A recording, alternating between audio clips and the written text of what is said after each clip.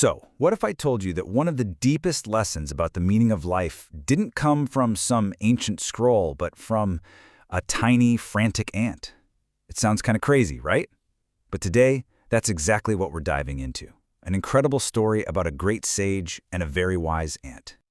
Okay, so picture this. You have the great sage Vyasa, a truly enlightened being, traveling in his chariot, and suddenly he just stops. Why?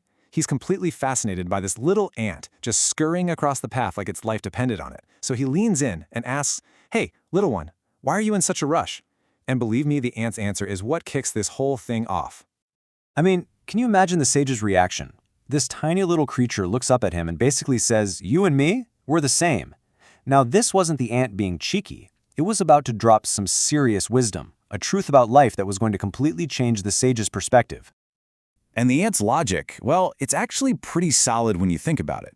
It said, look, I've got to work. I have to find food to survive, right? Just like you have to earn a living. I've got a family I need to take care of, and I have to build a home to keep them safe. When you break it down like that, our big, important human lives are driven by the exact same things as that tiny ant's. And this is the question that just floored Sage Vaya. If our whole existence is just a bigger, more complicated version of the ant's daily grind, work, survive, repeat, then what's the point? What really makes being human so special? This is the big mystery we're going to try and solve today. So, the answer to that huge question lies in this amazing concept called Jagan Natakam.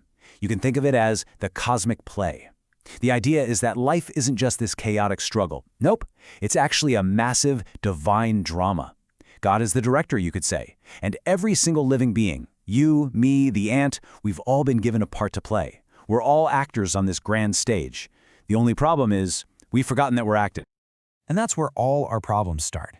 We get so lost in our roles, being a teacher, a business person, a parent. We start to believe that the character is who we really are. We completely forget about the actor, that divine soul inside. And that confusion, that attachment to the role, is the real source of our Ashanthi, that feeling of inner turmoil and anxiety. You can actually see how this happens, step by step. First, we get our role. Let's say you're a teacher. Great. You dive in, you get really involved. But then, the ego kicks in. You try to expand the role. Maybe you want to build a whole empire of schools. And in that process, you completely forget that teacher is just a role, not your true self. And that's the trap. You end up in this constant state of stress, protecting your little empire instead of finding any real peace. So how do we get out of this mess? Well, the solution is just beautiful in its simplicity. It's this one phrase, Mithame Hitham. It basically means that moderation is what's truly good for us. And this isn't about being lazy or doing less. Not at all. It's about finding that perfect balance and knowing the limits of the role you're playing in the grand scheme of things. There's this incredible ancient metaphor that explains it perfectly. Be like a water droplet on a lotus leaf. Just picture it. The droplet sits right there on the leaf, shiny and whole. It's touching the leaf, but it never actually wets it. It remains separate. That's how we should be in the world. Engage with everything, your work, your family, but stay untouched by that deep, clinging attachment. Just play your part. Now, it's really important to get this right. This isn't a call to check out or stop caring. It's the exact opposite. It's about performing your role with everything you've got. Be the best possible version of your character, the best parent, the best artist, whatever it is.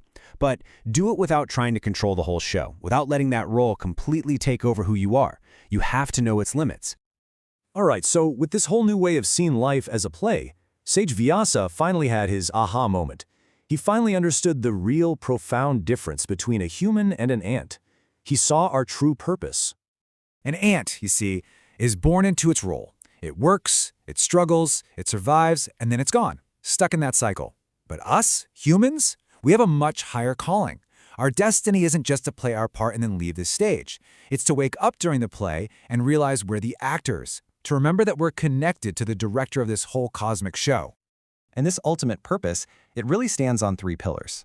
The first is to journey toward the divine. The second is to realize our true self, our Ajma Swaroopam, the actor behind the mask. And the third, through all of this, is to find Parama Shanti, a supreme, unshakable peace that no amount of worldly success could ever give you. So, at the end of the day, the big takeaway is this. Your life is anything but an accident. It's an incredible, precious opportunity. Unlike that little ant, we have this unique gift, the ability to look beyond the daily struggle and start the most important journey there is, the journey back to our divine source. And all the wisdom we've talked about in today's explainer comes from the teachings of Venkata Ramana of Vijnomitra. It's really just a timeless reminder to play your part in this world with skill and with joy, but to never ever forget the magnificent truth of who you really are.